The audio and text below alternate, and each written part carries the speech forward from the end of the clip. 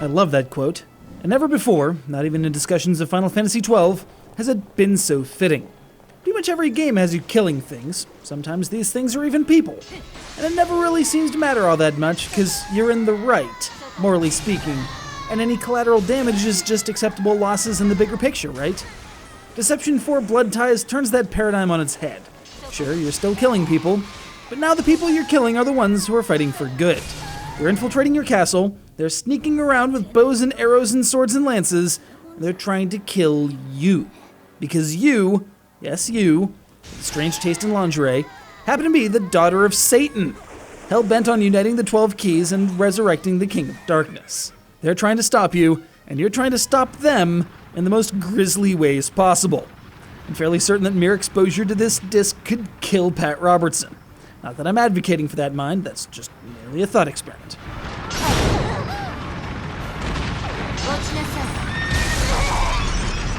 As the daughter of Satan, you're advised by your 3 counterparts, each representing a horrible way to bite the big one. Elaborate kills reward thorough planning and, execution, pun fully intended, using springboards, position-intensive traps, and cleverness. Sadistic kills want blood for the blood goddess, using anything that'll leave a mark, from swinging axes to incinerators. Humiliating kills don't do much damage, but aren't exactly tales your local bard will be able to tell with a straight face. Slipping on banana peels, stepping on rakes, getting smacked by squeaky mallets concealed in the walls, that sort of thing. Yeah, there's plenty of plot to go around, but it won't be long before you just want to get back into the castle and kill some more. Kill. Kill.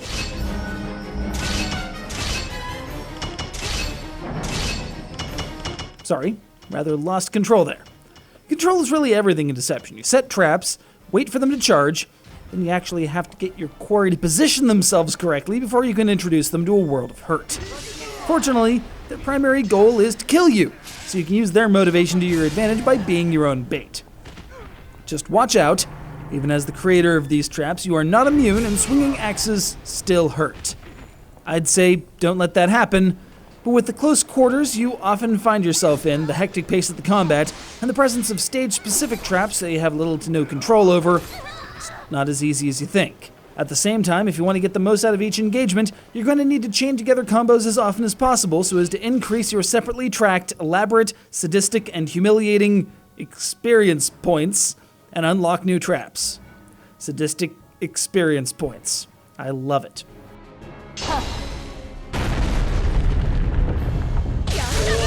While the art and models are well designed and the various acts of violence are emphasized by dramatic cuts, slow motion, and sound effects, your primary frustration is going to be the camera. In an ideal situation, there'd be an option to just fix the screen into a completely overhead view.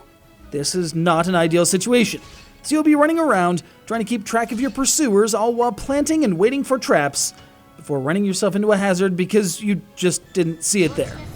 The soundtrack's serviceable, but not really memorable, though the vocal performance, Japanese only mind, sounds decent and well performed. And just to make you feel bad, there's backstory on each and every one of the heroes who you'll be slaughtering over the course of the game, giving their dreams and ambitions which will be ended by your hand. I can guarantee you'll never look at an arbitrarily trap-filled dungeon the same way again. Now, you'll have the vocabulary to critique that あれってどこよ。特艦。ああ、逃げた。嘘でしょ。こんなクラシックな手で。